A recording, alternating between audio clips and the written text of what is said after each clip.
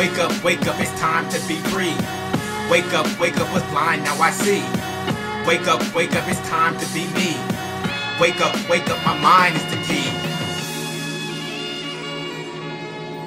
Wake up, it's time to be me. Wake up, my mind is the key.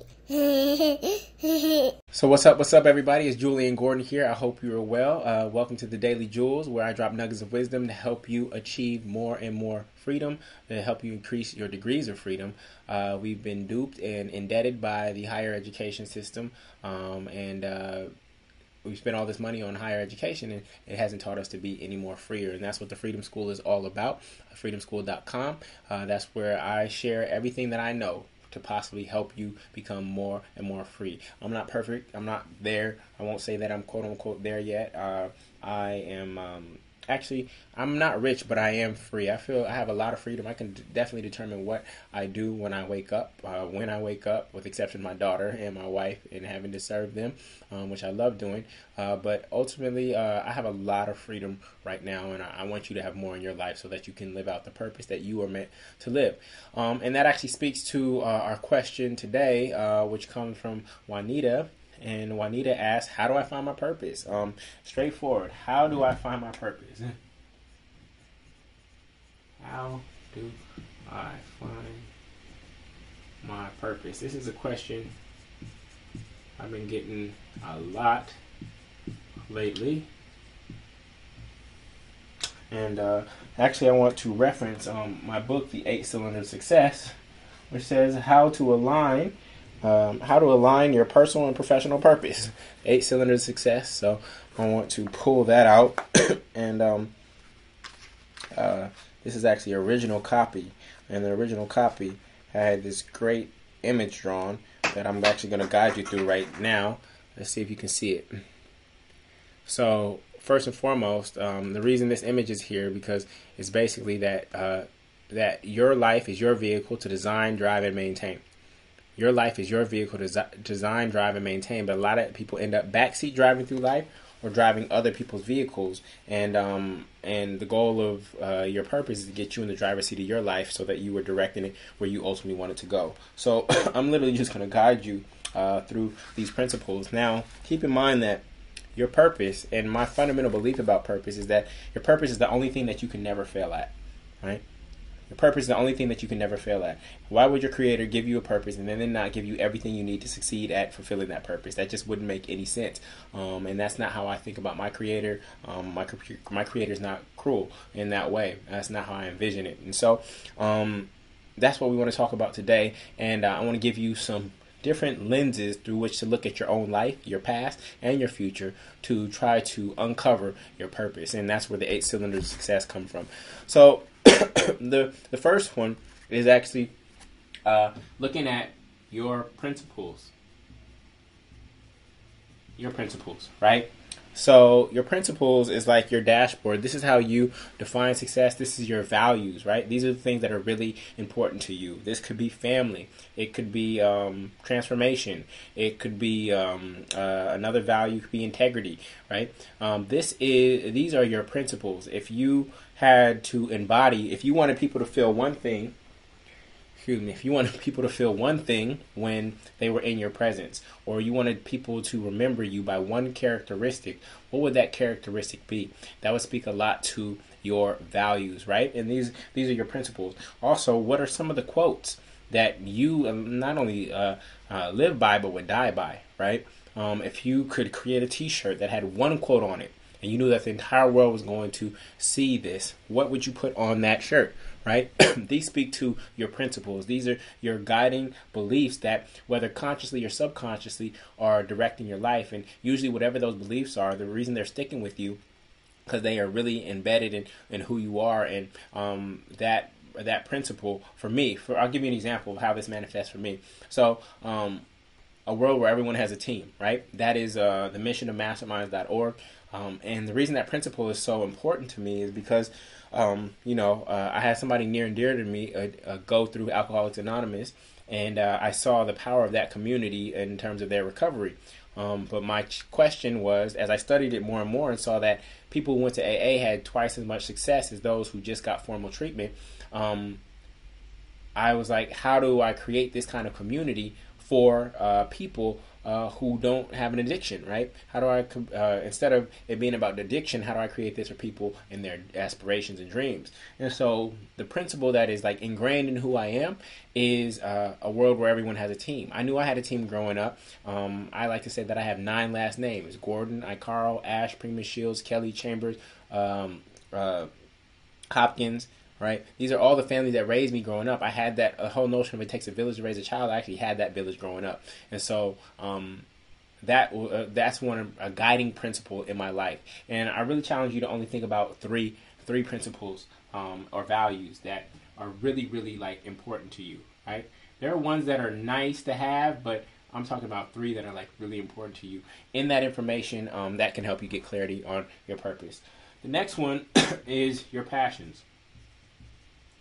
Your passions, okay?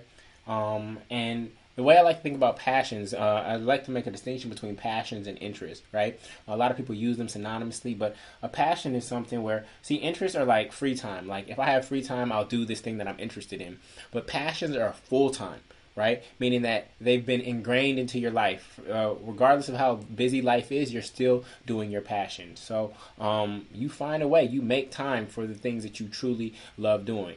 I also think of interests as topics, whereas passions are more actions. So when I talk about passions, I like to talk about the ing form of the word, the present subjunctive. Like, I love creating community. I love transforming people, right? This is how I talk about my passions. And so uncovering what your passions are is really key. And there's a free course in the Freedom School that you can take called Get Free Now. And inside that course is a module called Passion Finder. And that will help you, that will guide you through a process in terms of how to get clear on what your passions are. Inside your passion, inside your purpose, your passions will be. And so your passions are like breadcrumbs that can lead you to your purpose. The next thing is, a lot of people say follow your passions. And I actually like to change that up and say, what are the problems that make you mad or sad when you hear about them or see them or experience them? Wherever you get triggered, that's triggered not by another human being, but just by a general problem.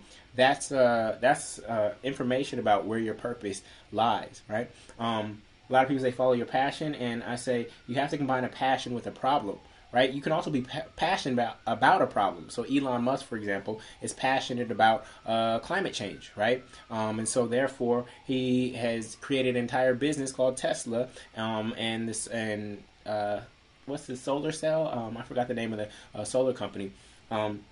Around making us a more energy efficient world, right? So you can be passionate about a problem, right? I think it's more valuable to be passionate about a problem than just passion in general. Now, there are industries that are just passion-based, like Beanie Babies or just gaming, right? It's not really solving a problem, and there are communities around that. I like building businesses around problems as opposed to just passions in general. So that's the next way, okay? So from there, the next one is people. People. Who is it that you want to serve?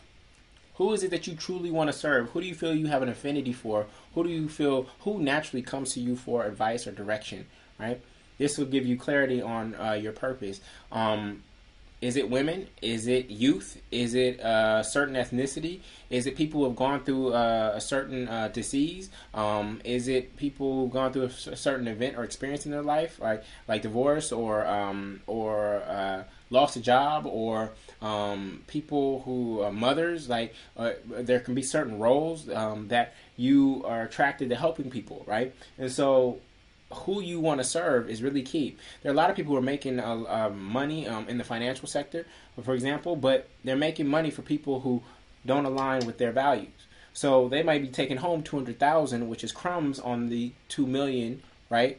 On the $2 million or $20 million that they made people over here. So again, it's not about how much money you make; it's how you make money, right? And so make sure that whatever you do, you're actually serving people that you really care about. Okay. So there's information there. The next is your positioning. Your positioning. This is really around what you want to master. if you could be the world's best at something, what would it be? If you could dedicate your time to being the world's best at some sort of subject mastery or skill mastery, what would it be? What do you want to master, right? And do you feel like you've mastered anything at this moment in time? I think I've told you all about the skills values matrix. This is really key because you always want to be in the upper right-hand corner of things that few people can do that are very difficult, right? If you figure out your positioning, the thing that you are one of the world's best at, or the country's best at, or your city's best at, there will always be financial opportunity for you. I believe that right now I'm one of the world's best at creating, selling and scaling mastermind groups. Creating, selling, and scaling mastermind groups. You could go find. I've created a lot of value for other companies doing that, and you can go try to find many people in my space, but there's not that many. I know exactly who they are, and they're good at what they do. I think I'm one of the world's best at starting, scaling, and selling mastermind groups. Right? It's a unique skill that few people know how to do. That is somewhat difficult. Okay, so you got to find your positioning. Okay, so from your positioning, you want to find your pioneers. Your pioneers are people who are actually doing what you want to do, or that you are inspired by, but you want to take it further, right? And by pioneers, I don't just mean name some rich person and just call them your pioneer. I'm talking about specifically pioneers in your field, whatever you want to be positioned at. Who currently is the best in the world at that, and how are you learning from them? Are you do you have a Google alert out for them? Are you reading their biographies? Are you studying and following their companies and things of that nature? These are your pioneers, right? Who is where you ultimately want to be, and how can you learn from them? Okay, so this is really key. This is number 7 is your picture. This is your vision. Okay, this is your vision of what you want, not only for your life but for the world, right? Like I said, my vision is a world where everyone has a team. Right? So that's part of my picture. What does that look like? And so as you start to paint that picture, in that you'll find your purpose and your role in actually manifesting that picture. You may have, out of the entire picture, you may have one key element that you were responsible for in order to make that picture unfold, right? I believe that the masterminds.org technology and the Freedom School are essential to creating the picture that I want, and that actually informs my purpose, right? So that's number 7. And then finally, number 8 is possibility. Possibility. What is possibility? Possibility is asking yourself, what do I want to be possible in the world because of my presence that wasn't possible before? What do I want to be possible in the world because of my presence and my time here that wasn't possible before? For one of these people, right? What do I want to be possible that was not possible before for people? Elon Musk, again, I'm going to use him again. I want it to be possible for people to have to travel to space, right? To pay to travel to space. Of course, the tickets are through the roof right now, but ultimately, SpaceX, that's what it's all about, right? Is making space travel affordable, right? Amazon wants it, the possibility of people to be able to get whatever they need within 24 hours, right? Whatever they need within 24 hours, right? So possibility is another way to access your purpose. So I go through these processes, and you may not have clarity on all 8, but as you take note on each one, you'll start to get clearer on what your ultimate purpose is, because all of these things work together to get you to your purpose. And to the extent that you align all of these, the more powerful you'll be moving through your purpose. So knowing your purpose is key, because it's the only thing that you can never fail at once you're in alignment with it. And so, and it's so freeing to know that. I mean, imagine me telling you that go ahead and do it, because there's no way that you can fail. That is as freeing as it possibly gets. And that's not coming from me, a human being that you have to trust. That's coming from your creator. Go ahead and do it, because that's what I designed you to do. Go ahead and do it, right? You know that you can't fail at that. That is the absolute, doing something that you know you can't fail at. That is so freeing. You get to play. You get to have fun, right? And so this is why knowing your purpose is so key to freedom. And I hope that these 8 different ways of looking at your purpose help you get clearer on what yours actually is. You don't have to define it in a purpose statement. doesn't have to be defined in a profession. Your purpose can be defined in a way of being, just a way of being and how you show up in the world.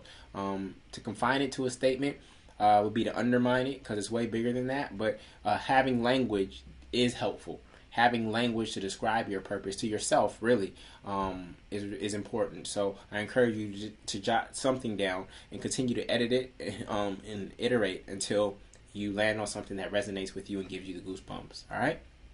So great question, Juanita, and I hope that this blesses you. Again, this is Jullien Gordon with another Daily Jewel, and I will see you next time. Peace. I hope these mindsets, metaphors, and methodologies blessed you. If you desire more freedom, go to getfreenow.com to subscribe to the show on iTunes, YouTube, or Facebook, and get 4 of my best courses in the Freedom School for 100% free.